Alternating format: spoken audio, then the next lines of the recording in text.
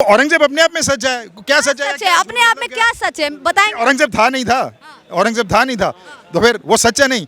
उसको बोलो जी उसकी कब्र हटा दो, उसका नामो निशान मिटा दो, तो ऐसे क्या भारत चलेगा? भारत की एक हिस्ट्री है ना पूरी। चाहे जिन्ना है, जिन्ना भारत के इतिहास में एक विलन है। उसने जो है भारत को खंडित किया, अखंड भारत को उसने खंडित किया, वो एक विलन है, ठीक है। तो पर वो इतिहास का हिस्सा तो है ना। जो लोग हिस्सा है वो हिस्सा रहेंगे, चाहे वो नेगेटिव है। कितने हिंदुओं को कन्वर्ट किया उसने? किसने? उसने, औरंगजेब ने। कितने सरदारों की कुर्बानी है? बिल्कुल किया है। हम तो कितने गुरुओं की कहानी हुई, कितनी शहीदियाँ हैं। तो लानत है उन पर, साले को थूकना भी चाहिए, तोड़ना भी चाहिए, कुत्ते के बच्चे का वो हाल करना चाहिए। इतने जूते मारने चाहिए इनको, जो इनकी फेवर लेते हैं उनके भी जूते मारे। देश को जरूरत है जो औरंगजेब के पिल्ले हैं, अगर उसका समर्थन करते हैं तो लाठी में तेल पिला के उनकी तुड़वाई भी करनी जरूरी है। इस देश में औरंगजेब के नाम पर न इतिहास रहेगा। भाईचारे में रहना है तो आप मानो अब्दुल कलाम को, भाईचारे में रहना है तो वीर हामिद को मानो। अगर आपको भाईचारे में रहना है तो इंडियन आर्मी का जो अफजल खान था जिसने देश के लिए शहीदी दी थी उसको मानो। पर जो बाबर को अपना बाप मानेगा, जो अफजल को अपना बाप दादा मानेगा, तो उसको भाईचारे में नहीं रखेंगे, सीधा जहां से वो आया था वहीं वापस भेजने का काम करेंगे। गांधी जी के विचारों से बहुत दिन चल लिया, अब एक बार सावरकर के विचार से भी चल लेते, देश को मजा आ जाएगा। सावरकर जी ने एक किताब लिखी है 1857 की क्रांति, उसके अंदर उन्होंने मुगलों की तारीफ की है। बाबा भीमराव अंबेडकर ने भी एक किताब लिखी है और पेज नंबर 264 में उन्होंने क्या लिखा है कि इस देश में मुसलमान रहना ही नहीं चाहिए। नहीं उन्होंने तो लिखा था, बाबा भीमराव अंबेडकर का संविधान तो कहता है कि साफ साफ मुस्लिम पर्सनल लॉ बोर्ड नहीं होना चाहिए, वक्त बोर्ड नहीं होना चाहिए, माइनॉरिटी कमीशन नहीं होना चाहिए, हज पर सब्सिडी नहीं मिलनी चाहिए। तो इनके राजीव गांधी, नेहरू गांधी, कौन गांधी, कहाँ के गांधी, फलाना ढिमका ने क्यों दे दिया?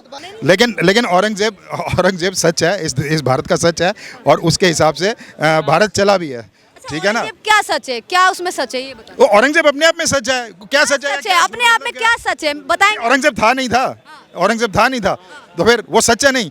उसको बोलो जी उसकी कब्र हटा दो, उसका नामो निशान मिटा दो, तो ऐसे क्या भारत चलेगा? भारत की एक हिस्ट्री है ना पूरी, भारत एक कहानी है ना, उस कहानी में एक पात्र औरंगजेब भी है। कहने का मतलब कब्र नहीं हटनी चाहिए, कब्र हटने से क्या हो जाएगा? कब्र नहीं हटनी चाहिए। बिल्कुल, क्यों हटनी चाहिए? अगर हटा भी दोगे तो क्या हो जाएगा? हिंदू परिषद है वो प्रोटेस्ट कर रहा है, अब बताइए। इससे ज्यादा मैं बहस नहीं कर सकता। ये इनकी जो है मानसिकता, बात करते हैं इनकी मानसिकता इनकी मानसिकता दर्शाती है कि क्या है। इन्हें जो है जिन्होंने आप पे अत्याचार करा, जिन्होंने इनकी बात ने आप पे अत्याचार करा, ऐसे लोग, ऐसे जयचंद जो हैं, सुनो आखिरी सवाल है, आप क्या कहेंगे, कब्र हटनी चाहिए या नहीं हटनी चाहिए? मैडम देखिए, ये पहले भी इस तरह का विवाद आया था कि एएमयू से जिन्ना की फोटो हटनी चाहिए या नहीं। देखिए, जब कोई फिल्म बनती है तो उसमें विलन भी होने चाहिए। जो औरंगजेब है या फिर कब्र होनी चाहिए विलन के रूप में। मेरी बात तो सुनिए, चाहे जिन्ना है, जिन्ना भारत के इतिहास में एक विलन है। उसने जो है भारत को खंडित किया, अखंड भारत को उसने खंडित किया, वो एक विलन है, ठीक है। तो पर वो इतिहास का हिस्सा तो है ना। जो लोग हिस्सा है वो हिस्सा रहेंगे, चाहे वो नेगेटिव है। कितने हिंदुओं को कन्वर्ट किया उसने? किसने? उसने, औरंगजेब ने। कितने सरदारों की कुर्बानी है? बिल्कुल किया है। हम तो कितने गुरुओं की कहानी हुई, कितनी शहीदियाँ हैं। तो लानत है उन पर, साले को थूकना भी चाहिए, तोड़ना भी चाहिए, कुत्ते के बच्चे का वो हाल करना चाहिए। इतने जूते मारने चाहिए इनको, जो इनकी फेवर लेते हैं उनके भी जूते मारे। सुनिए, औरंगजेब की कब्र को सुनिए, देश को जरूरत है जो औरंगजेब के पिल्ले हैं, अगर उसका समर्थन करते हैं तो लाठी में तेल पिला के उनकी तुड़वाई भी करनी जरूरी है। इस देश में औरंगजेब के नाम पर न इतिहास रहेगा। इसीलिए तो हिंसा हुई है, इसीलिए तो कल हिंसा हो गई जिसमें कई पुलिसकर्मी घायल हो गए, कई गाड़ियां जिनको आग के हवाले कर दिया गया, कई आरोपियों को भी गिरफ्तार। ये छोटे मोटे जो हिंसा करने वाले लोग हैं ना, वो ये भूल जाएं, ये बार बार छोटा मोटा कर्म करके ये डराने की कोशिश ना करें। 66 करोड़ से ज्यादा सनातनी अभी कुंभ से नहा कर आए हैं। अगर गलती से उसमें से 1% ने भी ना हवा लगा दी ना तो सीन गलत हो जाएगा। मैं साफ सीधी बात बोलूंगा, भाईचारे में रहना है तो आप मानो अब्दुल कलाम को, भाईचारे में रहना है तो वीर हामिद को मानो। अगर आपको भाईचारे में रहना है तो इंडियन आर्मी का जो अफजल खान था जिसने देश के लिए शहीदी दी थी उसको मानो। पर जो बाबर को अपना बाप मानेगा, जो अफजल को अपना बाप दादा मानेगा तो उसको भाईचारे में नहीं रखेंगे, सीधा जहां से वो आया था वहीं वापस भेजने का काम करेंगे। आप क्या कहेंगे? ये हिंसा हुई है, इसको लेके आप क्या कहेंगे? नहीं, हिंसा से पहले जो इतिहास की जो मैं बात कह रहा था, मैंने कहा है कि इतिहास में विलन भी होते हैं। जैसे मोहम्मद अली जिन्ना एक विलन था, उसने अखंड भारत को खंडित किया। तो इतिहास वो एक हिस्सा है, चाहे विलन के रूप में, पर हिस्सा है। तो इतिहास उसे तो गांधी जी भी थे, नथुराम गोडसे जी ने बहुत बढ़िया किया है। वो नथुराम गोडसे जी हमारे आदर्श हैं। हम सब हिंदुओं के हमारे नहीं है, हम गांधी जी के राम राज्य को मानते हैं। हम राम राज्य को मानते हैं गांधी जी के। गांधी जी ने तो एक बात बोली थी कि जब इस्लाम बना, पाकिस्तान जब बना, तो गांधी जी ने इस्लाम के रूप में उसको देश को एक्सेप्ट कर लिया, पर भारत को हिंदू राष्ट्र एक्सेप्ट क्यों नहीं किए, ये सवाल पूछिए इनसे। मैं देता हूं। देखिए, द्विराष्ट्र सिद्धांत को प्रतिपादित करने वाले विनायक दामोदर सावरकर थे, जिन्होंने ये कहा था कि राष्ट्र तो होंगे ही दो, एक हिंदू का एक मुसलमान का। तो मोहम्मद अली जिन्ना से भी पहले 1937 के अंदर सावरकर इस सिद्धांत को दे चुके थे, और सावरकर की हिंदू महासभा ने जो है मुस्लिम लीग के साथ गठबंधन करा। पूछते हो या सिवाय, अरे मैं कह रहा हूँ तुम राम को मानते हो या औरंगजेब को? मैं सीधे राम को।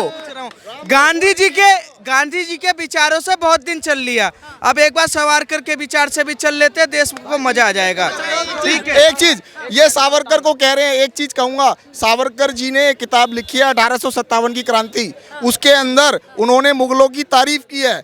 आप चाहे पढ़ लेना वो किताब, और ये 18 किताब का नाम है। वो कौन सी किताब है? एक सेकंड, यहीं पर सुनिए, अंबेडकर ने भी एक किताब लिखी है। सुनिए, बाबा भीमराव अंबेडकर ने भी एक किताब लिखी है। सुनिए, बाबा भीमराव अंबेडकर ने भी एक किताब, सुनिए एक सेकंड, बाबा भीमराव अंबेडकर ने भी एक किताब लिखी है, और पेज नंबर 264 में उन्होंने क्या लिखा है कि इस देश में मुसलमान रहना ही नहीं चाहिए।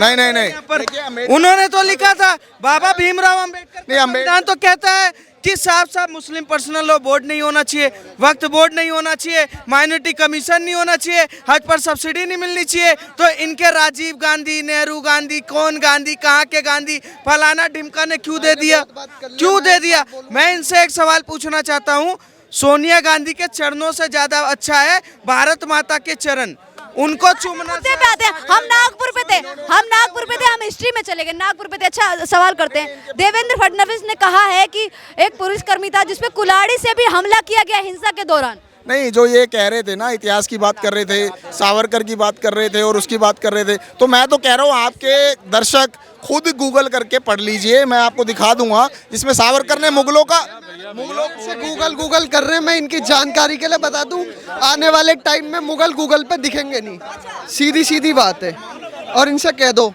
और इन्हें पता भी लग जाएगा, आने वाले टाइम में जो मुगल है ना, वो गूगल पे दिखेंगे भी नहीं। इनका कहने का मतलब है देश में एक दुश्मन भी तो होना चाहिए, जिसको देख देख के याद करे कि हमारा दुश्मन था, इसीलिए कह रहे औरंगजेब की कब्र को हटाना नहीं। हमारे टुकड़ों पे पलने वाले आज हमें आंख दिखाएंगे, मिट्टी में मिला दिए जाएंगे, बात ही खत्म। एक मिनट, अभी बात गांधी जी और सावरकर जी की हो रही थी, मुझे नहीं पता, भाई के पास लॉट्स ऑफ नॉलेज होगा, हमारे पास भी थोड़े बहुत होते हैं।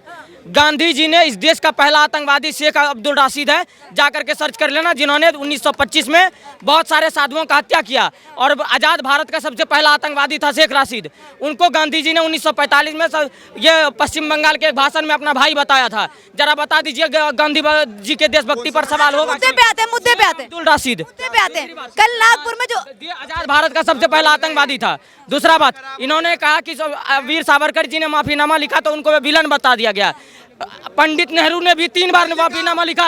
एक मिनट, अगर मैं देखा दिया पंडित नेहरू का माफीनामा, क्या मैं मान जाऊं, अगर मैं अभी के अभी 6 के 6 माफीनामे सावरकर जी के दिखा दूंगा, ये एक भी दिखा दे, मैं अपना नाम बदल दूंगा। अब मैं भी दिखा देता हूँ, एक भी माफीनामा पंडित नेहरू ने नहीं लिखा, ना ही किसी क्रांतिकारी ने लिखा, पर इन्होंने अच्छा मुद्दे पे आते हैं, नागपुर का जो नेहरू उस समय क्या काम करते थे? सुनिए, जब आजादी की लड़ाई चल रही थी, पंडित जवाहरलाल नेहरू वो कौन सी लड़ाई लड़ रहे थे कि नागपुर का जो हमारा टॉपिक, उनका सिगार लंदन से आता था, उनके कपड़े, सुनिए, उनके कपड़े लंदन में पता नहीं कहाँ धुलने जाते थे। मुझे ये बताइए कौन से अंग्रेज का वो केस लड़ रहे थे कि इस देश में इतना पैसा था? मेरे भाई को गलत जानकारी है। लंदन से कपड़े धुल के नहीं आते थे। एक लॉन्ड्री का नाम लंदन लॉन्ड्री था। ये सोच रहे लंदन से आते थे। मुद्दे पे आता था। सिगार कहाँ से आता था? मुद्दे पे आते हैं। नागपुर में लॉन्ड्री का नाम था। लंदन से कपड़े नहीं धुल के आते थे। एक लॉन्ड्री, एक दुकान का नाम लंदन लॉन्ड्री था। इनको लगता है लंदन से धुल के आते थे। इनके तथ्य व्हाट्सएप यूनिवर्सिटी वाले हैं। अच्छा ठीक है। मुझे एक बात बताइए कि जब पंडित जवाहरलाल नेहरू स्कूल पढ़ते थे तो स्कूल के सारे गेटों पे गाड़ियां कैसे खड़ी हो जाती थी? देश की आजादी की लड़ाई में मोतीलाल नेहरू ने ऐसी कौन सा लड़ाई लड़ रहे थे, ऐसा कौन सा केस लड़ रहे थे कि उनके पास लगातार धनाधन पैसों की नोट की गड्डियां छपी रहती थी कि हर जगह गाड़ियां खड़ी हुई है? ये सिर्फ उस समय दलाली करते थे अंग्रेजों का और गारंटी के चोट पर। और सुनिए एक सेकंड, ये वो लोग सुनिए, ये वो लोग हैं ये गूगल को अपना बब्बा मानते हैं। गूगल से ये पढ़कर अच्छा अब आप लोगों की बात हो गई। अब मैं मुद्दा रखूं। आप चेक कर लेना, जो जब आजाद हिंद फौज की स्थापना उन्होंने की थी सुभाष चंद्र बोस ने, तो जवाहरलाल नेहरू के नाम पे उन्होंने रेजिमेंट का नाम रखा था। एक बात। दूसरा, नेताजी सुभाष चंद्र बोस, मुद्दे पे आते हैं। मुद्दे पे सुनिए बिल्कुल, नेताजी पहले सुन भाई, एक मिनट फैक्ट दे रहे हैं। मैं एक बार बताता हूँ, ये वो लोग हैं जिन्होंने सिर्फ गुलामी की मानसिकता को देखना पसंद किया है। और हम वो लोग हैं जो सिर्फ जो सोचता है ना कि आजादी। मुद्दे पे आते हैं। देखिए, ये रहा तथ्य। द नेहरू ये रे गूगल बाबा। देखिए मुद्दे पे आते हैं। पहली बात सुन भाई, बात सुन। नेताजी सुभाष चंद्र बिल्कुल। बात करते हैं। हम मुद्दे से भटक गए। हम नागपुर का हमारा जो मुद्दा था देखिए, जो हमारा नेताजी ने गांधी जी को देखिए, नेताजी ने दिया होगा, पैर के नीचे से निकल जाओ। अभी लो भाई। रविंद्रनाथ टैगोर ने बोला था पहली बात। महात्मा बोला था मेरे भाई। राष्ट्रपिता की उपाधि देखिए